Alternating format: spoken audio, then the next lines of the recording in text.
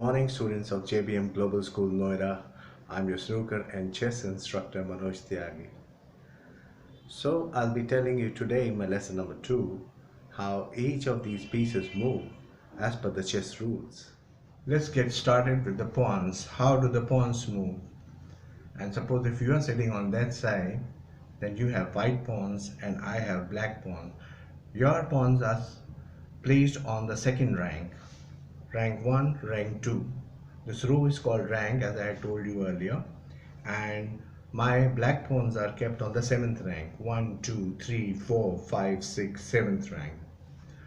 So how these pawns move? In the first move, the game is started by the white pieces. So in the first move, any of these pawns can move either one step or two steps vertically. I'll be using the terms vertically and horizontally and diagonally. Diagonally. White square diagonally. Okay. So it can move either one step.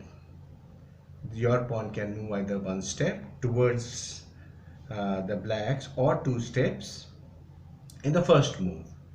For example, you have made this move and I will like to move it only one step in my first move. So in the next move, you can move this pawn only one piece, only one square at a time forward. You cannot move it back. And suppose I also move these two steps in my first, like any of these pawns can move either one step or two step forward, and now these pieces, they cannot move anymore and they cannot capture each other because the pawns move vertically but they capture diagonally. For example, if now you move your pawn to two pieces, two squares, then now they are lying in a diagonally. So I can, if I want, because it is my turn now, I can capture this pawn diagonally. So remember that these pawns, they move vertically but they capture diagonally. It can be any piece. Your, even suppose if your rook is over here, and suppose if you move this and now again it's my turn, I can again capture your rook. So this will go away from the board. Another thing, you cannot come back. You can only advance forward one step and you can capture any piece diagonally. And another thing, you cannot capture your own piece. You can only capture your enemy piece or your opponent's piece. So fine, with the pawns, they move vertically but capture diagonally, either in this way or in this way. For example, if this is black or if these are white pawns, both of these white pawns can, either of these can capture my black pawn like this, or you can capture it like this. Or if you don't want to capture, you can simply move one step ahead. And again, if I move it over here, then both these pawns are stuck up and none of them can capture each other.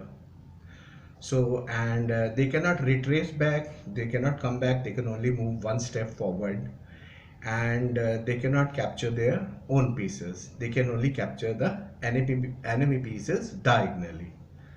So now let's talk about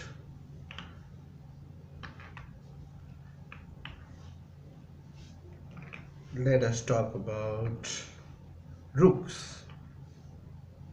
White rook or black rook means one and the same thing. They both have the same rule. Let's talk about the white rook. White rook moves in a plus sign line. It can move vertically. If it is kept over here, it can move vertically and horizontally. but it cannot move diagonally. And if there is any impending piece in between, suppose it's over here, it can capture it, because the rook can travel, move horizontally and vertically and horizontally. Similarly, suppose if your black rook is over here, it can move like this. It can move one step, two step, over up till over here, again one step, two step, up till any of these. It can occupy any of these squares. And if suppose my rook is over here, it can come up till over here, but it cannot jump. None of the pieces can jump except for knights. That I'll explain you later.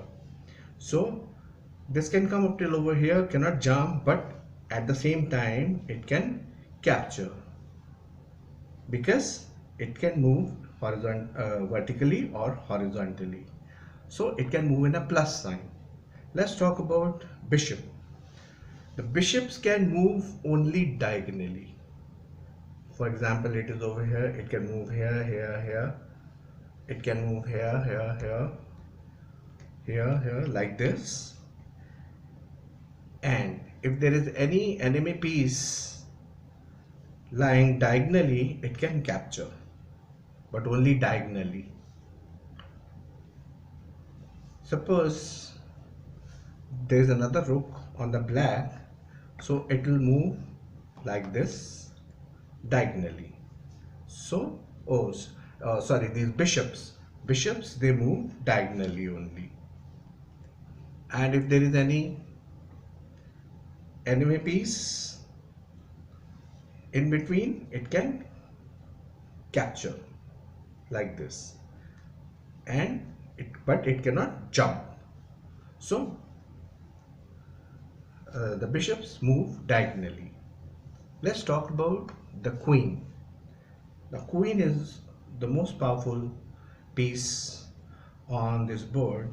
It can move vertically, it can move horizontally, and it can move diagonally also. So that means it can move like a rook, and it can move like a bishop also, diagonally also. And it can, again, if there is any enemy or opponent's piece lying in the direction, in this line of action, it can capture. Again, this piece cannot jump and come over here. No, it can maximum capture. Suppose if the bishop is over here, so it can move diagonally up till over here, capture it, but cannot jump it. So maximum it can capture this black bishop. So now I think you know how the rook moves in a plus way and this bishop moves in an X way. This is almost an X, and the queen can move vertically, horizontally, and diagonally. That means the queen can move in an X way or plus way and X way. Let's come to now the knight. Knight is the only piece that can jump over the enemy or the opponent's piece, and so, but how does it move? It moves in an L shape. For example, it will move 2 steps vertical and then take an L square. 2 moves vertical, L square. It can move horizontally 2 squares and then take a L shape.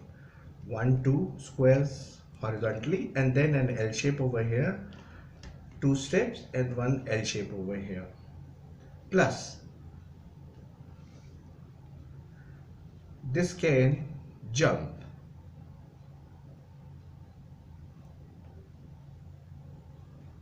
For example, it can, if the knight has to move, the knight has to move, it will move 1, 2 and come on this square. And if there is an opponent piece over here, it can even 1, 2 and L shape, it can even capture. So the knight can jump plus move only in an L shape. It moves 2 steps vertically and then takes a L square, or it moves horizontally and then takes a L. So this particular knight can, how many squares it can occupy? Let's see. If the knight is kept over 1, 2, 1 L, this square, 1, 2 L, this square. So this square and this square.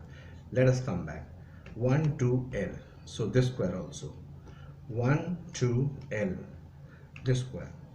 Similarly, 1, 2 L, 1, 2 L. Similarly, on this, in this direction, 1, 2 L, 1, 2 L. So it can, this knight can be very dangerous at times because it can jump, number one, and number two, it moves in a very awkward way. It moves in an L shape. So the only piece remaining is the king. The king can move only one step forward or backward, but it can move only one square, either vertically or diagonally or horizontally. For example, if the king is over here, it can see how many squares it can move over here: vertically, diagonally, horizontally, again diagonally, vertically, diagonally, horizontally, again diagonally. So all these squares, this king can move, but it will move only one step. So I hope now it is clear with you that how each of these pieces move as per the chess rules. You must have observed very carefully how each of these move is made as per the chess rules. In my lesson number 3 next week, I'll be telling you about more special rules of chess, like Opposor rule of pawns, pawn promotion, what is stalemate, what is checkmate, and what is castling, what is fork, what is the direct check, indirect check. So until then, bye bye and take care.